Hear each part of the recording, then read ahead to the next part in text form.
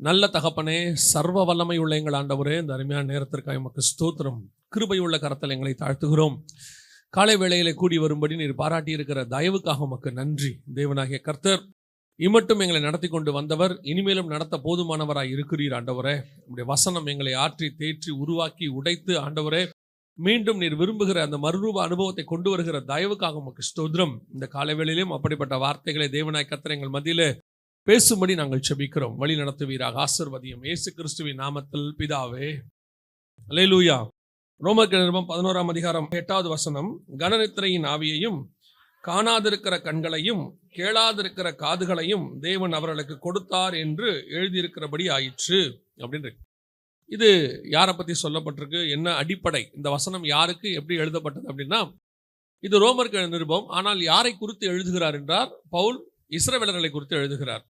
இஸ்ரவேலர்களுக்கு ஆண்டவர் பல வருஷமாக, அதுக்கு முன்னாடி இது எழுதுறதுக்கு முன்னாடி ஏறக்குறைய 2000 வருஷம், யாக்கோபிலிருந்து, யாக்கோபு தான் இஸ்ரவேல், அவனிலிருந்து இந்த வசனம் வருகிற வரைக்கும் ஏறக்குறைய 2000 வருஷம் கர்த்தர் அவர்களோடு கூட பேசிக்கொண்டே இருந்தார். நியாயப்பிரமாணத்தை வைத்து அநேக காரியங்களை பேசுகிறார். அப்படி அவர்கள் அந்த வசனத்தை கேட்டும் அவர்கள் அதுக்கு எப்படி ரியாக்ட் பண்ணாங்க அப்படின்னு சொல்லி பார்த்தா, அவர்கள் அதற்கு காணாதிருக்கிற கண்கள் அப்படின்னு இருக்கு. அந்த வசனத்தை பார்த்தீங்கன்னா, காணாதிருக்கிற கண்களையும் கேளாதிருக்கிற காதுகளையும் அவர்களுக்கு கொடுத்தார். இதன் அடிப்படையில் தான் நாம் இப்பொழுது பார்க்க போகிறோம். இந்த காணாதிருக்கிற கண்கள்னா என்ன, கர்த்தரே கொடுத்தார் அப்படின்னு இருக்கிறது. அதுக்கு அதோடைய விளக்கத்தை நம்ம கடைசியாக பார்ப்போம். காணாதிருக்கிற கண்கள் அப்படின்னா என்ன அர்த்தம் அப்படின்னு கேட்டிங்கன்னா, நாம் பொதுவாக ஒரு வசனத்தை வாசிப்போம் இல்லையா, குருடர்கள் பார்வை அடைகிறார்கள், செவிடர்கள் கேட்கிறார்கள், முடவர்கள் நடக்கிறார்கள், தரித்திரருக்கு சுவிசேஷம் பிரசங்கிக்கப்படுகிறது, மரித்தோர் உயிர்ப்பிக்கப்படுகிறார்கள், இப்படி வாசிக்கிறோம்ல. அப்போ 2 வகையான இந்த காணாதிருக்கிற கண்கள் இருக்கு. ஒன்று இயற்கையிலே பிறவியிலேயே மாம்சத்தின்படி பார்க்காதிருக்கிற கண்கள், அதை நம்ம சொல்லுவோம் பார்வையற்றோர் அப்படின்னு நம்ம சொல்றோம் இல்லையா. இது ஒரு வகையான பார்வையற்றுதல் மாம்சத்தின்படி. இந்த பார்வையற்றுதல் என்பது ஒரு சாதாரணமான விஷயம்தான். ஆனால் உலக பிரகாரமா மெடிக்கலி பெருசு தான். ஆனால் ஸ்பிரிச்சுவலி பார்த்தீங்கன்னா கர்த்தருக்கு சுகமாக்குவது ரொம்ப எளிதான ஒரு காரியம். ஆண்டவர் நினைச்சாருன்னா ஒரு நிமிஷத்தில் என்ன பண்ணிடுவாரு, அவங்களுக்கு சுகமாக்கி கொடுத்துருவாரு. அது நிறைய நம்ம வேதத்தில் வாசிக்கிறோம். இப்போவும் அந்த அற்புத அடையாளங்கள் எல்லாம் நடக்கிறதுன்னு வச்சுக்கோங்களேன். அதை தாண்டி ஸ்பிரிச்சுவலி தான் நாம் இதை பார்க்க வேண்டும். ஏன்னா இங்கே அவர் எழுதும்போது பவுல் அதை குறித்து தான் எழுதுகிறார், ஆவிக்குரிய விதத்தில் எழுதுகிறார், காணாதிருக்கிற கண்கள் அப்படின்னு சொல்லி.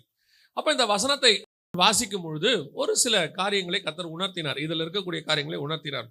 இந்த காணாதிருக்கிற கண்கள்னா என்ன, பார்வையற்றோரா அல்லது அவங்களுக்கு தெரியாதா, பார்க்க முடியாதா அப்படின்னு சொன்னா, முதலாவதாக சில காரியங்களை நாம் பார்க்க போகிறோம். அதுல இருந்து ஒவ்வொன்றா பார்த்துக்கிட்டே வரலாம். அந்த காணாதிருக்கிற கண்கள் அப்படின்னு சொல்லி ஆதியாகமத்தின் புஸ்தகம் 3ஆம் அதிகாரம் 7வது வசனத்தை வாசிக்கும். அப்பொழுது அவர்கள் இருவருடைய கண்களும் திறக்கப்பட்டது. அப்ப இதுவரைக்கும் அவங்க கண்கள் மூடி இருந்துச்சா? அதுக்கு முந்தின வசனம் வாசிங்க பார்ப்போம். அப்பொழுது ஸ்திரீயானவள் அந்த விருட்சம் புசிப்புக்கு நல்லதும் பார்வைக்கு இன்பமும் புத்தியை தெளிவிக்கிறதற்கு இச்சிக்கப்படத்தக்க விருட்சமுமாய் இருக்கிறது என்று கண்டு அதன் கனியை பறித்து புசித்து தன் புருஷனுக்கும் கொடுத்தாள். ஆனா அடுத்த வசனம் சொல்லுது, அப்பொழுது அவருடைய கண்கள், இருவருடைய கண்களும் திறக்கப்பட்டது. அப்படி கண்கள் திறக்கப்பட்டதுன்னா என்ன? அப்ப அது வரைக்கும் அவங்க கண்கள் மூடி இருந்துச்சா அப்படின்னு கேட்டா இல்ல. நமக்கு எப்பவுமே இந்த வசனத்தை வச்சு நீங்க ஒரு விஷயத்தை நல்லா புரிஞ்சுக்கணும். 2 விதமான கண்கள் இருக்கிறது நமக்கு. ஒன்று ஆவிக்குரிய கண்கள் இருக்கிறது, இன்னொன்று மாம்ச கண்கள் இருக்கிறது. இந்த ஆவிக்குரிய கண்ணுக்கும் மாம்ச கண்ணுக்கும் என்ன வித்தியாசம் அப்படின்னு கேட்டீங்கன்னா, இப்போ அதுக்கு முன்னாடி மாம்ச கண்ணு மூடி இருந்துச்சு, ஆதாமுடைய ஆவிக்குரிய கண்ணு திறந்துருந்துச்சு. அப்படியானா அப்படியும் இல்லை, அந்த அர்த்தம் இல்லை. உங்களுடைய ஆத்மாவுக்குள்ள, உங்களுக்குள்ள ஆண்டவர் ஆவியானவர் உங்களுக்குள்ள ஒரு தாட் வச்சிருக்கிறான்னு வச்சுக்கோங்களேன். அந்த தாட்டுக்கு ஒத்த உங்க பார்வையும் இருக்கணும். வெளியே பார்க்கிற பார்வையும் உங்களுக்குள்ள இருக்கிற ஆவியானவருடைய பார்வையும் ஒரே பார்வையா இருந்தாதான் அது கரெக்டான பார்வை. நான் சொல்றது உங்களுக்கு புரியுதா? உங்க ஆவிக்குரிய பார்வையும் உங்க மாம்ச பார்வையும் வெவ்வேறாக இருந்துச்சுன்னா ஏதாவது ஒண்ணுதான் பார்க்கும், இன்னொன்னு குருடாயிடும். நான் சொல்றது உங்களுக்கு புரியுதா? ஒண்ணு ஆவிக்குரிய பார்வை, இல்லைன்னா மாம்ச பார்வை. 2 ஒண்ணா இருக்காது ஒரு இடத்துல, 2 ஒண்ணா இருக்கவும் முடியாது. 2 ஒன்றா இருக்க ஆரம்பிச்சிச்சுன்னா என்ன ஆகும்னு கேட்டீங்கன்னா, எப்படி பழைய துருத்தியும் புது ரசமும் கலக்குதோ, எப்படி கோடி துணியோட இன்னொரு துணியை, பழைய துணியோட புது துணியை சேர்க்கக்கூடாதோ, எப்படி பழைய பிரமாணத்தோட புதிய பிரமாணத்தை சேர்க்கக்கூடாதோ, அந்த மாதிரி மாம்சத்தோட ஆவியை சேர்த்ததுக்கு இது என்னவாயிடும், ஈக்குவலாக மாறிடும். உங்க ஆவிக்குரிய பார்வை, இப்ப இந்த வசனத்தை எடுத்துக்கோங்க, அதுக்கான விளக்கத்தை நான் உங்களுக்கு சொல்றேன். அது என்னங்க அப்படின்னு சொல்லி நான் உங்களுக்கு சொல்றேன். வாசிங்க. 2ஆம் அதிகாரம் 23 வசனம். ஆதியாகமம் 2:23 வாசிங்க. அப்பொழுது ஆதாம், இவள் என் எலும்பில் எலும்பும் என் மாம்சத்தில் மாம்சமுமாயிருக்கிறாள். இவள் மனுஷனில் எடுக்கப்பட்டபடியினால் மனுஷி எண்ணப்படுவாள் என்றான். இப்போ ஆதாம் என்ன பண்றாரு? ஏவாளை பார்க்கிறார். பார்த்த உடனே கர்த்தர் கொண்டு தான் நிறுத்துறாரு. நிறுத்தின உடனே ஏவாளை பார்க்கிறார். பார்த்த உடனே வசனம் சொல்லுது, அவர் சொல்றாரு ஏவாளை பார்த்துட்டு, இவள் என் எலும்பில் எலும்பும் என் மாம்சத்தில் மாம்சமா இருக்கிறாள் என்று சொல்லி அவளுக்கு மனுஷி எனப்படுவாள். இன்னொரு வசனத்தை வாசிங்க. 3ஆம் அதிகாரம் 20வது வசனம் வாசிங்க. ஆதாம் தன் மனைவிக்கு ஏவாள் என்று பெயரிட்டான். ஏனெனில் அவள் ஜீவனுள்ளோருக்கெல்லாம் தாயானவள். ஜீவனுள்ளோருக்கெல்லாம் தாயானவள். இந்த வசனத்தை இப்ப நம்ம இந்த பாயிண்ட்டை நீங்க ஸ்பிரிச்சுவலா உட்காந்து பார்க்கணும். இப்ப அது உங்களுக்கு ஆவியானவர் தான் புரிய வைக்கணும். கவனிங்க. இப்போ பழம் சாப்பிட்றதுக்கு முன்னாடி ஆதாம் ஏவாளை பார்க்கும் பொழுது, என் எலும்பிலிருந்து எலும்பும் என் மாம்சத்திலிருந்து மாம்சமும் என்று சொல்றான். இதான் அவருக்கு இருக்கக்கூடியதான விஷன், அவர் பார்க்கக்கூடியது. ஆனால் அதே மனுஷியை பழம் சாப்பிட்ட பிறகு பார்க்கும் பொழுது அவன் சொல்லக்கூடியது, இவள் ஜீவனுள்ளோருக்கெல்லாம் தாயானவள். இப்ப நல்லா கவனிச்சிங்கன்னா அவளுக்கு ஏவாள் என்று பெயரிட்டான். இப்ப நல்லா கவனிச்சிங்கன்னா ஆதாம் சொன்னது ப்ராஃபசி, பழம் சாப்பிட்ட பிறகு. நல்லா கவனிங்க. பழம் சாப்பிட்ட பிறகு ஆதாம் சொன்னது தீர்க்க தரிசனம். என்ன சொல்றாரு அந்த வசனம்? திருப்பி வாசிங்க. 3:20 வாசிங்க. ஆதாம் தன் மனைவிக்கு ஏவாள் என்று பெயரிட்டான்.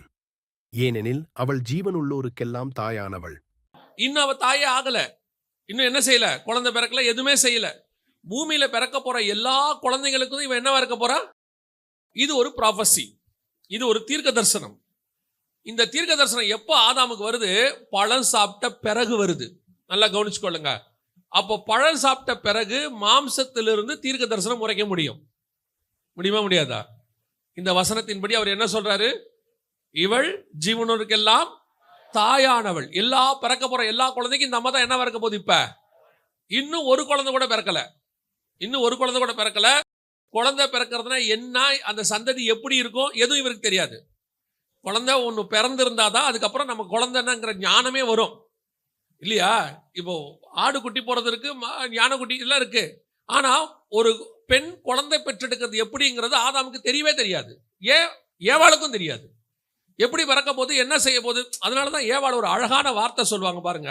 4ஆம் அதிகாரம் 1ஆம் வசனம் வாசிங்க. ஆதியாகமம். ஆதாம் தன் மனைவியாகிய ஏவாளை அறிந்தான். அவள் கர்ப்பவதியாகி காயீனை பெற்று, கர்த்தரால் ஒரு மனுஷனை பெற்றேன் என்றாள். கர்த்தரால் ஒரு மனுஷனை பெற்றேன், அதுக்கு அர்த்தம் என்ன தெரியுமா? உலக பிரகாரமா ஆவிக்குரிய வச்சு நீங்க யோசிச்சு பாருங்க. ஏவாளுக்கு பிரசவம் பார்க்க ஆள் கிடையாது. ஏவாளுக்கு பிரசவம் பார்க்க ஆளே கிடையாது. அந்த அம்மாவுக்கு கர்ப்பம்னா என்னன்னு வேற தெரியாது. இப்ப ஏன்னா இதுக்கு முன்னாடி அவங்க கர்ப்பம் அடையல, ஃபர்ஸ்ட் கர்ப்பம். இப்போ பிரெக்னென்ட் ஆகுறவங்களே எடுத்துக்கிட்டீங்கன்னா, முதல் குழந்தை பிறக்கும் போது பார்த்தீங்கன்னா சொல்லுவாங்க நம்ம ஊர்லலாம், அது தலைப்பிரசவங்கிறது உயிர் போய் உயிர் வருங்க அப்படிதானே சொல்லுவாங்க. அது ரொம்ப ரொம்ப கஷ்டம் அப்படிம்பாங்க. இப்போ அந்த பெண்ணுக்கு, இப்போ பிரெக்னென்ட் ஆகிற பெண்ணுக்கு அம்மா இருப்பாங்க, பாட்டி இருப்பாங்க, ஏற்கனவே குழந்தை பெற்றவங்க கொஞ்சம் பேர் கூட இருப்பாங்க. எல்லாருக்கும் அந்த எக்ஸ்பீரியன்ஸ் இருக்கும். அவங்க இந்த பிள்ளைக்கு கம்ஃபர்ட் பண்ணுவாங்க. திடீர்னு பார்த்தீங்கன்னா இந்த குழந்தை இருக்கிறவங்களுக்கு காலெல்லாம் வீங்க தொடங்கிடும். சில நேரத்தில் நீர் கோத்துக்கும் காலில். சில நேரத்தில் பார்த்தீங்கன்னா அடி வயிற்றில் சூட்டு வலி ஒன்று வரும். அந்த நேரத்தில் என்ன செய்யணும்னு தெரியாது. பல நேரத்தில் வாமிட் வரும். இதெல்லாம் நடக்கும்ல. இதெல்லாம் இந்த மாதிரி கர்ப்பமானா நடக்கும் ஒரு சிம்டம் அப்படின்னு சொல்லி கொடுக்கறதுக்கு கூட யார் இருக்கா? ஆள் இருக்கு. ஏவாளுக்கு யார் இருந்தா? ஏவாளுக்கு தெரியவே தெரியாது. திடீர்னு வயிறு வீங்கிக்கிட்டே போகுது. குழந்தை பிறக்கணும்னா வயிறு வீங்கணும் அந்த அம்மாக்கு எப்படி தெரியும் இல்லையா? இப்போ இந்த அம்மா நினைக்கலாம்ல, என்ன நினைக்கலாம்? நான் தான் முதல்ல பழம் சாப்பிட்டேன், நான் சாப்பிட்டு தான் கொடுத்தேன், இந்த ஆள் என்னதான் சொன்னார், ஸ்திரீயானவள் என்னை வஞ்சித்தாள், நீர் கொடுத்த ஸ்திரீயானவள் தான் புசி கொடுத்தாள்னு சொல்லிட்டாரு. ஒருவேளை முதல்ல எனக்கு சாவு வருதோ? ஏன்னா சாவுனா என்னன்னு அவங்களுக்கு தெரியாது. மரணத்தை இது வரைக்கும் அவங்க என்ன செஞ்சதில்ல, பார்த்ததே கிடையாது. அப்போ ஒருவேளை ஏவாள் நினைக்கலாம்ல, ஒருவேளை இதான் மரணமோ, இப்படித்தான் நம்ம சாக போறோமோ. வயிறு வீங்கிக்கிட்டே போகுது. நீங்க யோசிச்சு பாருங்க. கொஞ்சம் கண்ணை வீங்கினா நமக்கு பயம் வந்துடுது, கொஞ்சம் கை வீங்கினா பயம் வந்துடுது. என்னன்னே தெரியலடா, உடம்பு வீங்கிக்கிட்டே போகுதுங்கிறோம். அப்போ அந்த அம்மாவுக்கு வயிறு மட்டும் பெருசாகிட்டே போகுது. அந்த அம்மா என்ன நினைக்கும்? ஆதாமுக்கும் இது என்னன்னு தெரியாது. ஆதாம் டாக்டர் கிடையாது. ஆதாம் தோட்டக்காரர். அவர் ஒரு கார்டனர், தோட்டத்தை பாதுகாக்கிற ஒரு விவசாயி, அவ்வளோதான். அவருக்கு என்ன கிடையாது? இந்த மெடிக்கல் ஞானம் கிடையாது. இப்போ எப்படி ஏவாளுக்கு இந்த பிரசவத்தை முடிஞ்சு அதையும் தாண்டி ரெண்டாவது பிள்ளை பிறக்க போது அந்த பிள்ளையை யார் வெளியே எடுக்கிறது? புரியுதா? ஏவாளுடைய வயிற்றுல பிள்ளை வெளியே எடுக்கணும்ல, யாராவது ஒருத்தர் சுகப்பிரசவமா இருந்தாலும் எடுக்கணும்ல வெளியே. தொப்புள் கொடி யாரும் அறுத்திருப்பா? இவ்வளவும் பண்ணது கர்த்தர். இவ்வளவும் பண்ணது கர்த்தர். அதனாலதான் அந்த அம்மா சொல்லுது, கர்த்தரால் ஒரு குமாரனை நான் பெற்றேன். நம்ம சொல்றோம்ல, ஒரு தாய் தன் பிள்ளையை தேற்றுவது போல, தாய் என்ன சொல்றது, ஒரு தாய் ஆறுதல் சொல்வது போல சொல்றோம்ல, ஒரு தாய் தேற்றுவது போல உன் தேவன் தேற்றுவார்னு. இத முழுசா உணர்ந்த ஒரு ஆள் உலகத்துல யாருன்னா ஏவாள் மட்டும்தான். ஏன்னா ஒரு தாய் கூட இருந்து பிரசவம் பார்க்கிற மாதிரி ஏவாளுக்கு பிரசவம் பார்த்தது ஆண்டவர் தான், வேற யாராலையும் முடியாது, தெரியாது, ஆதாமுக்கு தெரியாது.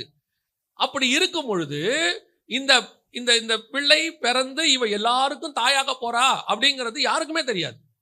ஆனா ஆதாம் ஒரு ப்ராஃபசி சொல்றாரு, ஜீவன் உள்ளவருக்கு எல்லாமே என்ன இருக்க போறா, தாயாக போறா.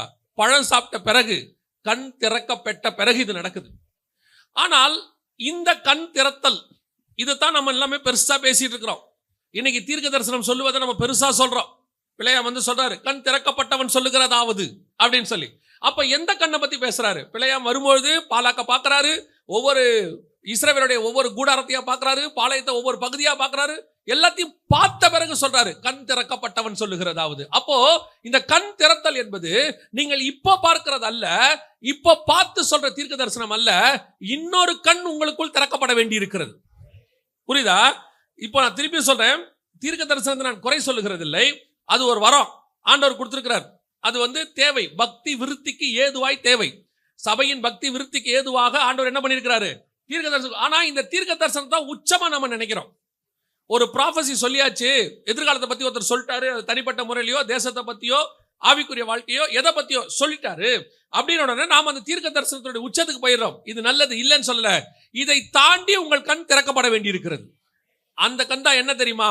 பழம் சாப்பிட்றதுக்கு முன்னாடி ஆதாமுக்கு ஒரு கண்ணு திறந்துச்சு இல்ல, பழம் சாப்பிட்றதுக்கு முன்னாடி ஒரு கண்ணு இருந்துச்சு இல்ல, அந்த கண்ணு திறக்கணும். அந்த கண்ணு திறந்தாதான் உங்களுக்கு என்ன தெரியும் தெரியுமா? இப்போ ஏவாள் பிள்ளை பெற்று தாயாவாள் அப்படிங்கிறது ப்ராஃபசி, தீர்க்க தரிசனம். ஆனா அந்த கண்ணு திறந்தாதான் இவள் என் எலும்பில் எலும்பும் என் மாம்சத்தில் மாம்சம், கிரியேஷன், காட்ஸ் பிளான் தெரியும் உங்களுக்கு. ப்ராஃபசி தீர்க்க தரிசனம் வேறு, தேவ திட்டம் வேறு. கர்த்தர் தம்முடைய திட்டத்தை தீர்க்கதரிசி வழியாய் வெளிப்படுத்துவார், அது வேற. ஆனா நீ பார்க்கும் போது உன்னை பத்தின திட்டம் தெரியணும். நீ யாரு, உனக்குடைய காரியம் என்ன, அது தெரியணும். இந்த ஆவிக்குரிய கண்ணு திறக்கிறத பத்தி தான் இங்க ஆண்டவர் பேசுறாரு. இஸ்ரவேல் ஜனங்கள் கிட்ட வேதம் இருந்துச்சாம், ஆசாரிப்பு முறைமை இருந்துச்சாம், அவங்க கிட்ட எல்லாமே இருந்தது. தேவ ஆராதனைகள், வாக்கு தத்தங்கள், நம்முடைய மூத்த சகோதரர்கள் இஸ்ரவேலுக்கு உரியதே எல்லாம் இருந்துச்சு. ஆனா அவங்ககிட்ட என்ன இல்ல, இதோடைய திட்டம் என்ன, இதுக்கு பின்னாடி இருக்கிற காட்ஸ் பிளான் என்ன, ஏன் இப்படி நடக்குது அப்படிங்கிறது அவனுக்கு தெரியாதான். ஆண்டவர் சொல்றாரு, வேத வாக்கியங்களை ஆராய்ந்து பாருங்கள், அவைகள் என்னை குறித்து சாட்சி கொடுக்கிறது. இப்போ மோசே வழியா எழுதி கொடுத்துட்டார், 5 ஆகமத்தை எல்லாம் எழுதி கொடுத்தாச்சு. இப்போ இஸ்ரவேல் ஜனங்களுக்கு அது எப்படி இருக்குன்னு கேட்டீங்கன்னா, வெறும் வேதமா தான் இருக்குது. நல்ல வேதத்தை வாசிக்கிறான், அந்த வேதத்துக்கு நடக்கணுன்ற வைராக்கியம் இருக்கு, அதுக்காக உயிரை கொடுக்குற அளவுக்கு அவன் ரெடியா இருக்கிறான். இன்னும் சொல்ல போனா தேவாலயத்துக்காக, ஆசாரிப்பு கூடத்துக்காக வைராக்கியம் பாராட்டுறான், எல்லாம் இருக்கு. ட்ரெடிஷ்னல் ஜூஸ், அதே மாதிரிதான் இன்னைக்கு ட்ரெடிஷ்னல் கிறிஸ்டியன்ஸ். ஆனால் இதை தாண்டி அந்த வேத வாக்கியத்துக்குள்ள ஒன்று இருந்துச்சு, இயேசுவை பற்றின வெளிப்பாடு, அது அவனுக்கு இல்லை. அது இல்லாததுனால என்ன ஆச்சு, இப்போ தீர்க்க தரிசனம்லாம் தெரியுது அவனுக்கு, எல்லாம் தெரியுது. எங்க மேசியா வருவாரு, மேசியாக காத்திருக்கிறோம், எல்லாம் தெரியுது. இந்த மேசியா யாருடா உங்களுக்கு, இந்த இயேசு கிறிஸ்து யாரு அவர் உங்களுக்கு தெரியலையே. பஸ்கா ஆட்டுக்குட்டிக்கு பின்னாடி இருக்கிற இயேசு தெரியலையே. உன் பண்டிகைக்கு பின்னாடி இருக்கிற தேவ திட்டம் தெரியலையே. இந்த ஆசாரிப்பு கூடாரத்துடைய திரைச்சிலைனா என்ன, இந்த 7 கிளை உள்ள பொன் குத்து விளக்கனா என்ன, இதை பத்தின எதுவுமே உனக்கு தெரியலையே. உனக்கு என்ன தெரியுது, நான் கரெக்டா ஃபாலோ பண்ணணும்னு தெரியுது, நான் கரெக்டா சுத்தமா இருக்கணும்னு தெரியுது, பழுதற்ற ஆட்டுக்குட்டியை கொடுக்கணும்னு தெரியுது, சிவப்பு கிடாரியை கொடுக்கணும்னு தெரியுது, பிரதான ஆசாரியன் இப்படித்தான் இருக்கணும்னு தெரியுது, அவன் ஆரோன் வம்சத்துல இருக்கணும், அவன் லேவி கோத்திரமா இருக்கணும், எல்லாம் ஓகே தான்ப்பா. ஆனால் தெரிஞ்சு கொள்ள வேண்டிய மெய்யான கண்ணு உனக்கு ஓப்பன் ஆகல. இதெல்லாம் இருக்கு, ஆனா பெர்ஃபெக்ட்டா சர்ச்சுக்கு வரணும், ஃபாலோ பண்றவங்க இருக்கிறாங்க, கரெக்டா தசமாம் காணிக்க கொடுக்குறவங்க இருக்கிறாங்க, இன்னும் சொல்ல போனா கரெக்டா எல்லாம் செய்யறவங்களா இருக்காங்க, நல்ல பேர் வாங்கிடுவாங்க. அந்த பிரதர் பர்ஃபெக்ட், அந்த சிஸ்டர் பர்ஃபெக்ட். நீ வெளியே வாங்குற இந்த சாட்சி நல்லது இல்லைன்னு சொல்லல, இது அல்ல, இதையும் தாண்டி இன்னும் ஒன்று இருக்கிறது. நீ தெரிந்து கொள்ள வேண்டிய, திறக்கப்பட வேண்டிய கண்ணு ஒன்று நமக்கு இருக்குது. அந்த கண்ணு திறக்காம உங்களுக்கு ஒண்ணுமே கிடைக்காது. நான் சொல்றது புரியுதா? அந்த கண்ணு திறக்காம உனக்கு தெரியாது உன் டெஸ்டினேஷன் எப்படி இருக்குன்னு யோசிச்சு பாருங்க. உங்களுக்கு நான் ஒரு உதாரணத்துக்கு சொல்றேன். இப்ப இங்கிருந்து புறப்படுறீங்க. இங்கிருந்து புறப்படும் பொழுது மதுரை போகணும்னு தெரியுது, மதுரைக்கு ரூட் தெரியுது, எல்லாம் தெரியுது. ஒருத்தன் கேட்குறான், ஏன் மதுரைக்கு போற? நான் மதுரைக்கு போனோம். எப்படி போவேன்? அவன் சொல்லிடுவான், நான் இங்கேருந்து அப்படியே விழுப்புரம் போய் திருச்சி போய் நான் மதுரை போயிடுவேன். ஓகே, எவ்வளோ நேரத்தில் போவேன்? அது ஒரு 7-8 மணி நேரம் ஆயிடுங்க. ஓ சமங்க. போகிற வழியில் அங்கே விழுப்புரத்தில் ஒரு ஸ்டாப் போட்டு போங்க, உளுந்தூர்பேட்டில் ஒரு ஸ்டாப், எல்லாம் தெரியுது, சூப்பர் பக்கா. ஏன் மதுரைக்கு போற? தெரியலையே. ஏண்டா மதுரை தெரியுது, வழி தெரியுது, வழியில் இருக்கிற எல்லாம் தெரியுது, ஏன் போற? இப்போ முக்கியம் வழி தெரியறதா, ஏன் போறேங்கிறதா? Why I am, நான் ஏன் போகிறேன்? அது தெரியாம நீ போனினா எவ்வளோ டயத்துக்கு போனாலும் சரி, ஆக்சிடென்ட் இல்லாம போனாலும் சரி, அல்லது பர்ஃபெக்டா போனாலும் சரி, ரூல்ஸ் அண்ட் ரெகுலேஷன்ஸ் ஃபாலோ பண்ணாலும் சரி, யோசிச்சு பாருங்க. இப்படித்தான் நம்ம அத்தனை பேரும் ஆவிக்குரிய வாழ்க்கை வாழ்ந்து கொண்டிருக்கிறோம். நமக்கு ஒரு நீதி, நமக்கு ஒரு சுயநீதி, நமக்கிட்ட இருக்கக்கூடிய பெர்ஃபெக்ஷன். நான் நல்ல போராட்டத்தை போராடுகிறேன், போராட்டத்தை போராடினேன், ஓட்டத்தை முடித்தேன். ஏன் தெரியாதே அப்படின்னு பவுல் சொல்லி இருந்தார்னா அந்த ஓட்டம் நிறைவாக இருக்காது. நல்ல போராட்டத்தை போராடினேன், ஓட்டத்தை முடித்தேன், அப்புறம் விசுவாசத்தை காத்துக்கொண்டேன். இது முதல் கொண்டு எனக்கு அந்த ஜீவகிரீடம், அந்த டெஸ்டினேஷன் என்னன்னு உனக்கு தெரியணும். அதுதான் ஆதாமுக்கு கண்ணு திறக்கிறதுக்கு முன்னாடி, கண்ணு திறக்கிறதுக்கு பின்னாடி உள்ள வித்தியாசம். ஆதாமுக்கு தெரியுது, இந்த அம்மா ஜீவனுள்ள இருக்கலாம், தாய், எல்லா குழந்தையும் பிறக்கும், இந்த அம்மா கூட பூமியே நிரம்பும், எல்லாம் தெரியும்.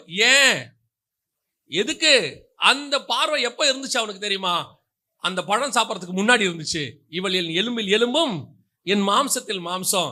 இந்த மாம்சங்கிறதுனா எலும்புங்கிறதுனா என்ன? இந்த கிரியேஷனுக்கு பின்னாடி என்ன இருக்கு? எலும்புங்கிறது மனவாட்டி, மாம்சங்கிறது மனவாளன். இந்த கான்செப்ட் அவனுக்கு தெரியுது. அதனாலதான் அவன் அவளை பொண்ணா பார்க்காம கிரியேஷனா பார்க்கறான். அந்த மாடல் ஏன் உருவாக்கப்பட்டா, எப்படி உருவாக்கப்பட்டா, இந்த வெளிப்பாடு உள்ளதுதான் உன் ஆவிக்குரிய வாழ்க்கை. இது இருக்கா? நாம எதுல சாட்டிஸ்ஃபை ஆகிட்டே இருக்கும் தெரியுமா? அவனுக்கு நான் பரவாயில்ல, அந்த சர்ச்சுக்கு நான் பரவாயில்ல, அந்த ஊழியக்காரனுக்கு நான் பரவாயில்ல, அதுல என்ன திருப்தி இருக்குது? அவன் 60 எடுத்தா, நான் 70 எடுத்துட்டேன். ஏன் எடுத்த? இந்த என்ன பண்ண போறங்கிற கொஸ்டின் ஒன்று இருக்குல்ல, நீ தெரியலன்னு சொல்லிட்டே லைஃப்ல. என்ன பண்ண போற? தெரியாது தெரியாது தெரியாது. ஆனா ஆண்டவர் சொல்றாரு, உனக்கு ஒரு டெஸ்டினேஷன் நான் வச்சிருக்கிறேன், திட்டத்தை கர்த்தர் வச்சிருக்கிறாரு. திட்டம் இல்லாமல் நீ இந்த பூமிக்குள்ள கொண்டு வரப்படவே இல்லை. இங்க இருக்கிற ஒவ்வொருத்தரும் ஒரு திட்டத்தோடு தான் கொண்டு வரப்பட்டீர்கள். Each and everybody. நீங்க ஆசாரிப்பு கூடாரத்துக்கு போங்க, ஆசாரிப்பு கூடாரத்துல கர்த்தர் சும்மா இருக்கட்டும்னு ஒன்று வைக்கவே இல்லை. ஆசாரிப்பு கூடாரத்துக்குள்ள போயிட்டீங்கன்னா 7 கிளை உள்ள பொன்குத்து விளக்கு, மேஜை, அப்பம், திரைச்சீலை, 11 திரைச்சீலை, அதுக்கு மேல மூடு திரை, அதுக்கு மேல 11 ஆடு திரைகளால் போட்டு தோல்னால மூடு, எல்லாம் சொல்றாரு இல்ல. அத்தனைக்கு பின்னாடி கர்த்தருக்கு என்ன இருக்குது? ஒரு திட்டம் இருக்கு. அதுக்கு பின்னாடி ஆவிக்குரிய அர்த்தம் இருக்கு. இப்போ நீங்க ஏன் சர்ச்சுக்கு வந்திருக்கிறீங்க? சர்ச்சுக்குள்ள எதுக்கு உட்கார வச்சிருக்கிறாரு? இப்போ நீங்க என்ன சொல்லுவீங்க? ஆண்டவரை ரட்சித்தார். ஓகே. ஏன் சர்ச்சுக்கு வந்தீங்க? ஆண்டவர் என் பாவத்தை மன்னித்தார். ஓகே. சர்ச்சுக்கு ஏன் வந்தீங்க? என்னங்க சொல்றீங்க? ரட்சிக்கப்பட்டவங்க சர்ச்சுக்கு தானே வரணும். வந்து என்ன பண்ணுவீங்க? ஒரு நாள் பரலோகத்துக்கு போவோம். அப்பனா நீங்க ஏன் ரட்சிக்கப்பட்ட உடனே போல? ரட்சிக்கப்பட்ட உடனே உங்களை அப்பதான் நம்ம ரத்தத்துல கழுவப்பட்டு சுத்தமா இருக்கும். அந்த நிமிஷம் கூட்டு போயிட்டாருன்னா பர்ஃபெக்ட் ஆயிடுவான்.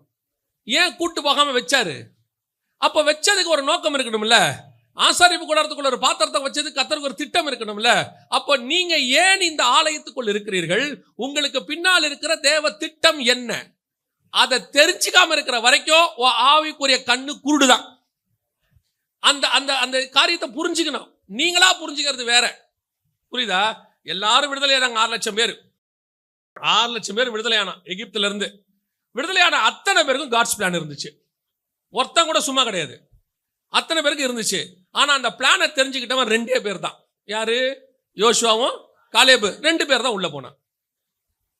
மற்ற யாருக்குமே அந்த பிளான் தெரியவே இல்லை. அவனை பொறுத்த வரைக்கும் என்ன, எங்களை கானானுக்கு கூட்டு போறாரு, அவ்வளவுதான்.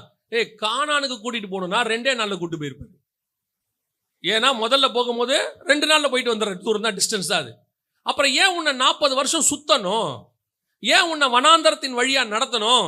ஒவ்வொன்றதுக்கு பின்னாடி காட்ஸ் பிளான் இருந்துச்சு.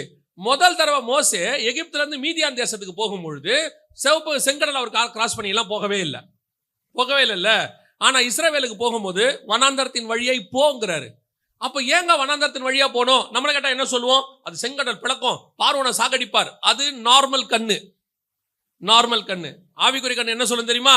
செங்கடல் பிளப்பது என்பது ஞானஸ்நானத்துக்கு அடையாளமா இருக்கிறது. 1 கொரிந்தியர் 10 ஞானஸ்நானத்துக்கு அடையாளமா இருக்கிறது. அங்க தலைப்பிள்ளை சாகிறது, பிசாசு தலை நசுக்கப்படுவதுக்கு அடையாளமா இருக்கு. அங்க ஆட்டுக்குட்டி ரத்தம் பூசப்படுவது இயேசு கிறிஸ்துவின் மரணத்துக்கு அடையாளமா இருக்கிறது. நான் அதுக்கு பின்னாடி வரும்போது ஆண்டவர் எனக்கு வழி திறந்து இந்த இடத்துல இருந்து, பூமியிலிருந்து என்னை விடுதலையாக்கி கானானுக்குள்ளே கொண்டு போக போறாரு. என் பிரயாணம் ஸ்டார்ட் ஆகுது. அதுக்கு பேர் தான் யாத்ராகமம். இதான் ஆவிக்குரிய கண்ணு. இந்த கண்ணு திறந்தாதான் இந்த பரம கானானுக்கு நான் போவேங்கிற வெளிப்பாடு உனக்கு வரும்.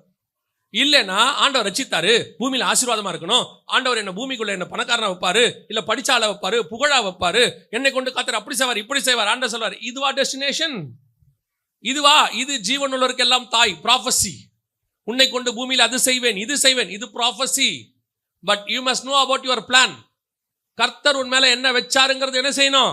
தெரியணும். தெரியாத வரை நீ ஆவிக்குரிய கண்ணு குருடுதான். அப்போ நான் தெரிஞ்சுக்கிட்டேங்க. என்ன தெரிஞ்சுக்கிட்டீங்க? கர்த்தர் எனக்கு ஒரு ஊழியக்காரனை வச்சிருக்கிறாரு. என்னை சுவிசேஷகர், நான் போதகர், நான் அப்போஸ்தலர், இதுதான் எங்களுடைய இது அப்படின்னா, இதுவும் சொல்ற, இதுவும் ஆதாம் பழம் சாப்பிட்ட பிறகு திறந்த கண்ணு. ஏன்னா ப்ராஃபஸி தானே இது. உங்களை பத்தின ப்ராஃபஸி, பூமியில நீங்க செய்ய போற ப்ராஃபஸி. ஆனா உண்மை என்ன தெரியுமா? இதை தாண்டி இன்னொரு கண்ணு திறக்கணும். உங்களுக்கு இதை தாண்டி என்ன செய்யணும்? இன்னொரு கண்ணு திறக்கணும். இப்போ வாசிங்க ஆதியாகமத்தின் புஸ்தகம் 13ஆம் அதிகாரம் 14-15 வாசிங்க. லோத்து ஆபிராமை விட்டு பிரிந்த பின்பு கர்த்தர் ஆபிராமை நோக்கி, உன் கண்களை ஏறெடுத்து நீ இருக்கிற இடத்திலிருந்து வடக்கேயும் தெற்கேயும் கிழக்கேயும் மேற்கேயும் நோக்கிப்பார். நீ பார்க்கிற இந்த பூமி முழுவதையும் நான் உனக்கும் உன் சந்ததிக்கும் என்றைக்கும் இருக்கும்படி கொடுத்து. கர்த்தர் தெளிவா சொல்லிட்டாரு ப்ராஃபஸி. கர்த்தர் என்ன சொல்லிட்டாரு? இப்ப அந்த ப்ராஃபஸியை பாருங்கிறாரு. அந்த ப்ராஃபஸி நிறைவேறத என்ன செய்ய பாரு. அந்த தேசத்தை நல்லா பாரு. இந்த தேசம் உனக்கும் சந்ததிக்கும் வரும். இந்த தேசத்துல ஒரு மலை இருக்கு, அந்த கொண்டு போய் ஈசாக்க கொடு, பலி கொடு. இதெல்லாம் அவனுக்கு தெரிஞ்சிருச்சு. ப்ராஃபஸி, உனக்கு ஒரு குமாரனை தருவேன், உற்பவ காலத்தில் ஏற்ற காலத்தில் ஒரு குமாரனை பெறுவாள், எல்லாம் சொல்லிட்டாரு. அவனோடு கூட என் உடன்படிக்கை விளங்கும். நீ இவனையும் இஸ்மவேலுக்கும் நீ ஜோம் பண்ணிட்ட, ஆசீர்வதிச்சிட, அவனையும் ஆசீர்வதிக்கிற, எல்லாம் ஓகே. எல்லாமே ப்ராஃபஸி, அத்தனையும் தீர்க்க தரிசனம். இவ்வளோத்தையும் பெற்று அது சொன்னதை அப்படியே கண்ணுக்கு முன்னாடி ஆபிரகாம் பார்க்கிறார். ஆபிரகாம் அப்படியே உட்காந்து பார்க்கிறாரு. ஈசாக்கு கல்யாணம் ஆகுது, ஈசாக்கு 2 பசங்க பிறகுறாங்க. இதெல்லாம் ஆபிரகாம் பார்க்கிறாரு. ஆனா வசனத்தின்படி பார்த்த மாதிரி இருக்காது. ஆனா நீங்க கொஞ்சம் தியானிச்சீங்கன்னா இருக்கும். எபிரேயர் 11 9, 10, 11 வாசிங்க பார்ப்போம். விசுவாசத்தினாலே வாக்குத்தத்தம் பண்ணப்பட்ட தேசத்துல பரதேசியை போல சஞ்சரித்து அந்த வாக்குத்தத்தத்துக்கு உடன் சுதந்திரராகிய ஈசாக்கோடும் யாக்கோபோடும் கூடாரங்களில், ஈசாக்கோடு யாக்கோபோடு குடியிருந்தாரா அப்படின்னு கேட்டீங்கன்னா, ஆபிரகாமுக்கு 100 வயசு ஆகும்போது யார் பிறந்தது? ஈசாக்கு பிறக்கிறார். ஈசாக்கு கல்யாணம் ஆகும்போது என்ன வயசு? 40. அப்போ ஆபிரகாமுக்கு என்ன வயசு? 140. ஈசாக்கு யாக்கோபும் ஏசாவும் பிறக்கும் போது 60 வயசு, 20 வருஷம் கழிச்சு தான் பிறக்குது. அப்போ ஆபிரகாமுக்கு 160 வயசு. புரியுதா? ஆபிரகாம் சாகும்போது 175 வயசு. அப்போ ஆபிரகாம் சாகும்போது யாக்கோபுக்கும் ஏசாவுக்கும் எத்தனை வயசு? 15 வயசு. சோ பேர பிள்ளைகள் 15 வயசு வரைக்கும் இருக்கிறது அவர் என்ன பண்ணிட்டாரு? பார்த்துட்டாரு. அதனால்தான் அந்த வசனம் சொல்லுது, ஈசாக்கோடும் யாக்கோபோடும் கூடாரங்களில் குடியிருந்தான். So okay. இப்போ ஆபிரகாமுக்கு சொல்லப்பட்டதான எல்லாத்தையும் கண்ணு பார்த்துருச்சு. உன் சந்ததிக்கு கொடுப்பேன். அப்போ சந்ததி சுதந்திரிச்சிருச்சு. யாக்கோபு வந்துட்டான். இப்போ ஆபிரகாமுக்கு ஒரு நம்பிக்கை வந்துருச்சு. ஓகே ஃபைன், இப்போ நான் வந்துட்டேன், ஆண்டவர் எனக்கு வாக்கு பண்ணாரு, எனக்கு சொன்னாரு, இந்த தேசத்தை கொடுப்பேனாரு, கொடுத்தாரு, சந்ததியை பார்ப்பேனாரு, பார்த்துட்டேன், உன் சந்ததிகள் அதுல குடியிருப்பாங்கன்னாரு, அது குடியிருக்கிறதையும் நான் பார்த்துட்டேன். ஓகே, சோத்திரம், பிரைஸ் தி லார்ட், அல்லேலூயா. வேலை முடிஞ்சிருச்சா அப்படின்னு கேட்டீங்கன்னா, இல்ல இது மாம்ச கண்ணுக்கு கூடியதான ப்ராஃபஸி. இதுக்குள்ள ஒரு ஸ்பிரிச்சுவாலிட்டி இருக்கு. நம்ம எல்லாருக்கும் தெரியும். அது ஈசாக்கு என்பது யாக்கோ இயேசு கிறிஸ்துக்கு அடையாளமா இருக்கு. இதெல்லாம் நமக்கு தெரியும். இதெல்லாம் உலகத்துல இருக்கக்கூடிய பார்க்கக்கூடியது. நான் திருப்பியும் சொல்றேன், நான் இப்ப பேசுறது உலக பிரகாரமா மனுஷன் பார்க்கறத பத்தியே பேசவே இல்லை. வீடு வாசல் பிள்ளை குட்டி இதெல்லாம் பேசவே இல்லை. ஸ்பிரிச்சுவலா ஆபிரகாமுக்கு சொன்னதை ஆபிரகாம் பார்த்துட்டாரு. ஆவிக்குரிய விதத்துல ஆபிரகாம் சொன்னதை அவர் என்ன பண்ணிட்டாரு? பார்த்துட்டாரு. ஆனால் இதெல்லாம் என்னத்துக்கு? என்னை கூப்பிட்டு வந்தீங்க, என்னை கூட்டிட்டு வந்து அந்த தேசத்துல உட்கார வச்சிங்க, எனக்கு ஒரு பையனை கொடுத்தீங்க, பேர பிள்ளையை கொடுத்தீங்க, பார்த்துட்டேன், சந்தோஷமா. இப்போ ஆபிரகாமின் ஆசீர்வாதம் கலாத்தியருக்கு எழுதுறாரு இல்லையா, ஆபிரகாமின் ஆசீர்வாதம் இயேசு கிறிஸ்துவின் வழியாய் புறஜாதியாருக்கு வரும்படிக்கு அப்படின்னா அப்ப என்ன அர்த்தம்? ஓகே, நமக்கும் வீடு வரும், நமக்கும் லேண்ட் வரும், நமக்கு ஒரு ஆவிக்குரிய பிள்ளைகள் பிறக்கும். இதுவா? இல்லைங்க, இது நார்மல், இது ப்ராஃபஸி. அதை தாண்டி ஒன்னு இருக்கு, வாசிங்க. அதே எபிரேயருக்கு நிருபம் 11ஆம் அதிகாரம் 13வது வசனத்தை வாசி. இவர்கள் எல்லாரும் வாக்குத்தத்தம் பண்ணப்பட்டவைகளை அடையாமல் தூரத்திலே அவைகளை கண்டு நம்பி அணைத்துக் கொண்டு பூமியின் மேல் தங்களை அந்நியரும் பரதேசிகளும் என்று அறிக்கையிட்டு விசுவாசத்தோடே மரித்தார்கள். ஆபிரகாமுக்கு கர்த்தர் சொன்ன மாதிரி தேசத்தை கொடுத்தாரா இல்லையா? அவர் ஆண்டவர் சொன்ன மாதிரி பிள்ளை பிறந்துச்சா இல்லையா? அவர் சொன்ன மாதிரி வம்சங்களை பார்த்தாரா இல்லையா? அப்புறம் ஏன் அந்த வசனம் வாக்குத்தத்தம் பண்ணப்பட்டதை அடையாமல் இருக்கு? அந்த வசனம் அப்படித்தானே இருக்கு.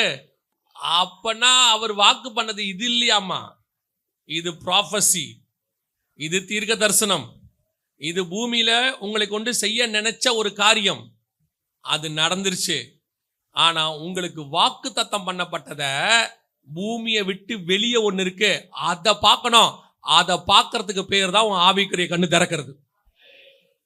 ஆவிக்குரிய கண்ணு திறக்கிறதுனா எதுனா, இப்ப அந்த வசனம் திருப்பி சொல்லும்போது வசனம் என்ன சொல்லுது? தூரத்தில் அவைகளை கண்டு நம்பி அணைத்துக் கொண்டு. தூரத்துல என்ன பண்ணிட்டாங்களாம்? பார்த்துட்டாங்க. பார்த்ததுனால அவனுக்கு கண்ணு திறந்துருச்சு. எந்த கண்ணு? பழம் சாப்பிட்றதுக்கு முன்னாடி ஆதாமுக்கு இருந்த கண்ணு, அது திறந்துருச்சு. ஆனா பெரும்பான்மையான இஸ்ரவேலருக்கு அந்த கண்ணு என்ன செய்யல? திறக்கல. அதைத்தான் ரோமர் 11 சொல்றாரு, காணாதிருக்கிற கண்கள். நீ எதை பார்த்த? லேண்ட பார்த்த. நீ எதை பார்த்த? அந்த லேண்ட்ல உனக்கு கர்த்தர் சொல்ற ஆசீர்வாதத்தை பார்த்த. நீ எதை பார்த்த?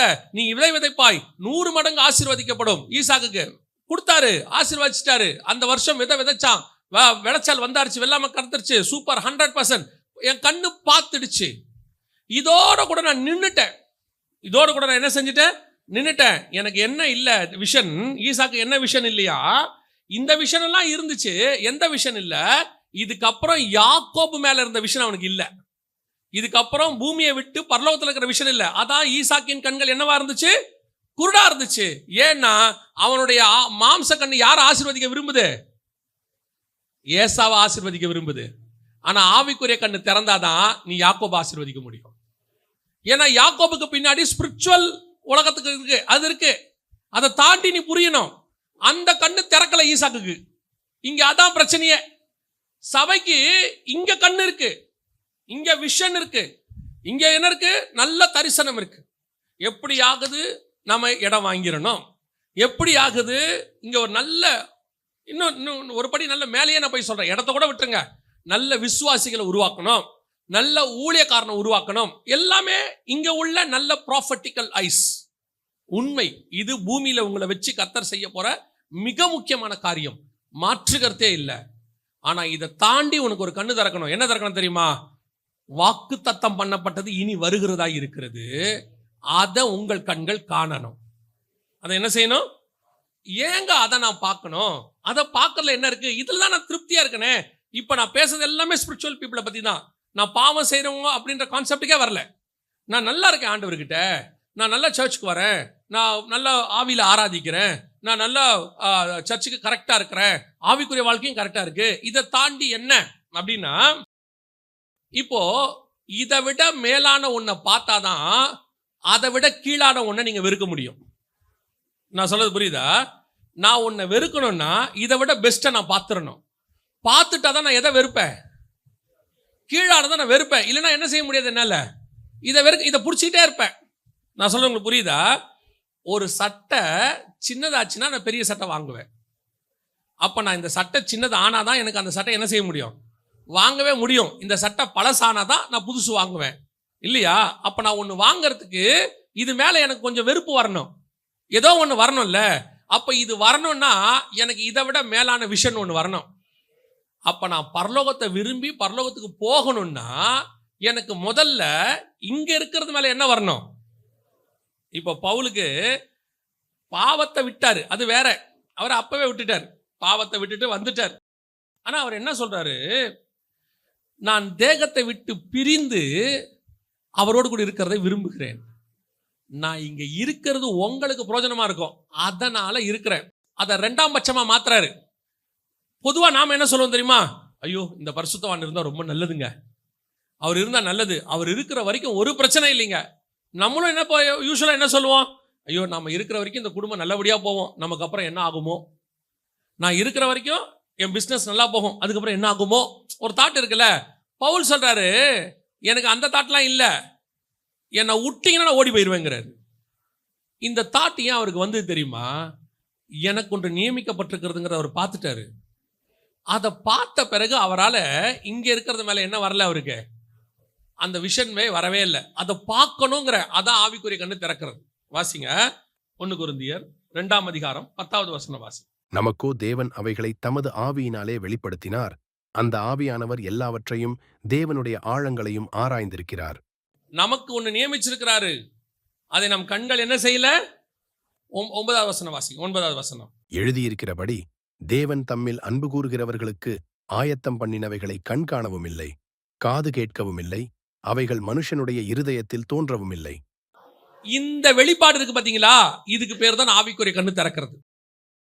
இப்போ பவுல் பூமியில இருந்த பாவத்தின் மேன்மையை பத்தி பேசவே இல்லை. அவர் இப்ப ரட்சிக்கப்பட்டு பவுலா மாறிட்டார். பவுலா மாறி சும்மா ரிவைவல் பொழந்து கட்டிட்டு இருக்காரு. இவர் போற இடத்தெல்லாம் எழுப்புதல் நடந்துகிட்டு இருக்கு. ஆனா அவர் சொல்றாரு நமக்கு ஒன்று ஆயத்தம் பண்ணி வச்சிருக்கிறாரு. இதே தான் ஆபிரகாம் சொல்றாரு, நான் கானானுக்கு வந்துட்டேன், பிள்ளைய பார்த்துட்டேன், பேர பிள்ளைய பார்த்துட்டேன், ஆனால் அதை அல்ல, அதிலும் மேன்மையான பரமதேசத்தை அவன் நாடினான். ஓ இந்த கானானுக்காக தான் நீ மெசொப்பொத்தாமியில நடந்து வந்த, இந்த கானானுக்காக தான் நீ 100 வயசு வரைக்கும் பிள்ளை இல்லாம இங்க இருந்த, இந்த கானானை சுதந்திரிக்கிறதுக்கு நீ ஆண்டவர் நடக்க சொன்னாரு, நடந்த, பார்க்க சொன்னாரு, பார்த்த, பலி சொல்ல சொன்னார், பலி செலுத்தின, இவ்வளவு இதுக்கு தானே பண்ண. இல்லைங்க, இது இல்லைங்க. இந்த அறிவு எப்ப வருது? அங்க வந்து உட்கார்ந்த பிறகு வருது. இல்லைங்க, இது இல்லைங்க, நான் எல்லாம் செஞ்சிட்டேங்க, ஆனா இன்னும் எனக்குள்ள என்ன வரல, ஒரு சாட்டிஸ்பாக்சன் வரல, இன்னும் என் கண் குருடாக தான் இருக்கிறது. எந்த கண் குருடா இருக்கு? இல்ல ஆபிரகாம் நான் பார்க்க சொன்னேன், எல்லாம் பார்த்துட்டேன், இந்த மாம்ச கண்ணுல ஸ்பிரிச்சுவலி எனக்கு வச்சது எல்லாம் நான் பார்த்துட்டேன், ஆனா இதை தாண்டி இன்னொரு கண் எனக்கு இருக்கு, அவைகளை நான் பார்க்கிறேன். அதை பார்க்கும் பொழுது வசனம் சொல்லுது, 16வது வசனம் வாசிங்க. 16 எபிரேயர் 11:16. அதையல்ல, அதிலும் மேன்மையான பரமதேசத்தையே விரும்பினார்கள். ஆகையால் தேவன் அவர்களுடைய தேவன் என்னப்பட வெட்கப்படுகிறதில்லை, அவர்களுக்கு ஒரு நகரத்தை ஆயத்தம் பண்ணினாரே. அதனால அவங்க என்ன பண்ணாங்களா, தன்னை பூமியில அந்நியரும் பரதேசிகளும் என்று அறிக்கையிட்டு, அவங்க எல்லாம் பொய் சொல்லல, பொய் சொல்லியிருந்தா பைபிள்ல வராது. இப்போ இந்த பூமியில இருக்கிற உங்களுக்கு, ரட்சிக்கப்பட்டவங்களுக்கு, அபிஷேகம் பெற்றவங்களுக்கு, நல்ல விசுவாசிக்கு என்ன விஷன் இருக்கு தெரியுமா? ஒன்று பேசிக் விஷன். என்ன விஷன்? கர்த்தரால பூமியில நம்ம ஆசீர்வாதமா இருக்கணும். நான் கஷ்டப்பட்டேன், கர்த்தர் என்ன பண்ணாரு? ஆசீர்வதிச்சாரு, என்னை பலிக்கு பெருக பண்ணியிருக்கிறாரு. நான் ஒண்ணுமே இல்லாம இருந்தா கர்த்தர் வீடு கொடுத்தாரு, நான் ஒண்ணுமே இல்லாம கர்த்தர் எனக்கு கடை கொடுத்தாரு, எனக்கு ஒரு கார் கொடுத்தாரு. இது ஸ்பிரிச்சுவலா தான் நான் சொல்றேன், வசனத்துல உள்ளதை நான் சொல்றேன். இன்னும் ஒரு படி மேல போன பிறகு கர்த்தர் என்ன ஊழியத்துக்கு அழைச்சாரு, என்னை வேறு பிரிச்சாரு, எனக்கு ஒரு தரிசனம் கொடுத்தாரு, அந்த தரிசனத்துல ஓட வச்சாரு, அந்த தரிசனத்துல நான் ஓடிட்டே இருக்கிறேன். அப்புறம் என்ன பண்ணுவீங்க அப்படின்னு கேட்டா, கடைசி வரைக்கும் இந்த தரிசனத்துல நான் ஓடி முடிச்சுட்டு கர்த்தருடைய ராஜ்யத்துல போய் இளைப்பாறணும். இதானே நம்ம சொல்றோம், இதானே நம்மளுடைய வார்த்தை. ஆனா ஆபிரகாம் அதை சொல்லலையே. ஆபிரகாம் சொல்றாரு, இல்ல இல்ல, இதுக்கு மேல இன்னொன்னு இருக்கு எனக்கு, அதை நான் வாஞ்சையாய் தொடருகிறேன். அதை அவர்கள் விரும்பினார்கள். அப்ப அதுக்கு ஏதோ இங்க செய்ய வேண்டி இருக்குது. எப்படி இங்க இருக்கிற தேசத்தை சுதந்திரிக்கிறதுக்கு எழுந்து நடனாரோ, அதே மாதிரி அதை சுதந்திரிக்கிறதுக்கு என்னமோ செய்ய வேண்டி இருக்க. அந்த விஷன் ஓப்பன் ஆனாதான் நீங்க அதை செய்யவே செய்வீங்க. கானானை பத்தின அறிவு வந்தாதானே அதுல நடப்பீங்க. நீங்க, நான் சொல்றது உங்களுக்கு புரியுதா? கானானை பத்தின அறிவு வந்தா நடப்பீங்க. அப்ப அந்த தரிசனம் வந்தாதான் நீங்க என்ன செய்வீங்க? அந்த வாழ்க்கை வாழ தொடங்குவீங்க. அந்த வாழ்க்கை வாழ தொடங்கிட்டீங்கன்னா உங்களை அறியாமலேயே இதை வெறுக்க தொடங்குவீர்கள். பல நேரத்தில் சில விஷயங்களை மட்டும் என்னால விட முடியல, சில விஷயம் எனக்கு போராடுது, நல்லா தெரியுது, ஆனா இது ஒண்ணு தாங்க அப்படிம்பாங்க. இந்த மாதிரி விஷயம் மட்டும் தாங்க அப்படின்னா ஏன் அப்படின்னு கேட்டா, இன்னும் என்ன அந்த விஷயம் ஓவர் கம் பண்ணல. அது ஓவர் கம் பண்ணிடுச்சுன்னா ஆட்டோமேட்டிக்கா என்ன ஆகும்? நல்லா கவனிங்க. உங்களுக்கு ஜுரம் இருக்குது, மாத்திரை போடுறீங்க, மாத்திரை போட்ட உடனே சில ஜுரம் வந்து என்ன செஞ்சிடும்? இறங்கிடும், திருப்பி வந்துடும். 3 மணி நேரம் கழிச்சு வரும், திருப்பி ஒன்று போடுவீங்க, இறங்கி திருப்பி வரும். இப்போ நீங்க என்ன நினைப்பீங்க? போட்டோன்னே சரியாகுது, அப்புறம் வந்துடுது, போட்டோன்னே சரியாகுது, அப்புறம் அர்த்தம் என்னன்னா, நீங்க போடுற மாத்திரை உங்களுக்குள்ள கிருமியை போய் என்ன பண்ணுது, கொஞ்ச நேரத்துக்கு மயக்கம் அடைய வைக்குது. அப்புறம் கிருமி கொஞ்சம் துள்ளி எழுந்த உடனே திருப்பி ஜுரம் வந்துடுது. நம்ம பாடி சொல்லுது, இல்ல கிருமி எஞ்சிரு, இன்னும் சாகலை, கிருமி உள்ளங்குது. சில மாத்திரை நீங்க போட்ட உடனே ஜுரம் இறங்காது. என்ன செய்யாது? இறங்காது.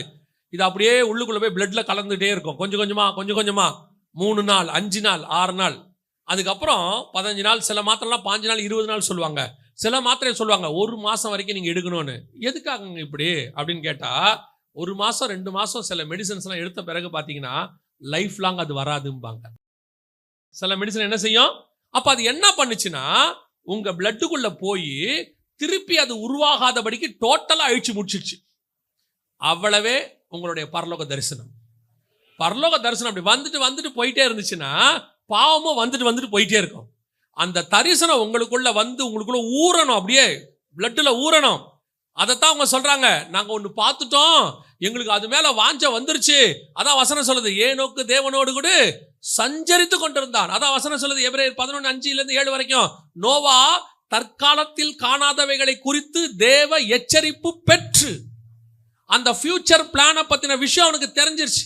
ஆனா ஒரு இடத்துல அதுக்கு அடுத்த பிளான் நோவாவுக்கு தெரியல. வசனம் சொல்லுது, நோவா குடித்து வெறித்து படுத்திருந்தான். ஏன் படுத்தா? அடுத்த விஷயம் அவனுக்கு வராம போயிடுச்சு. பேழைய கட்டுற விஷயம் இருக்கு, காப்பாத்துற விஷயம் இருக்கு.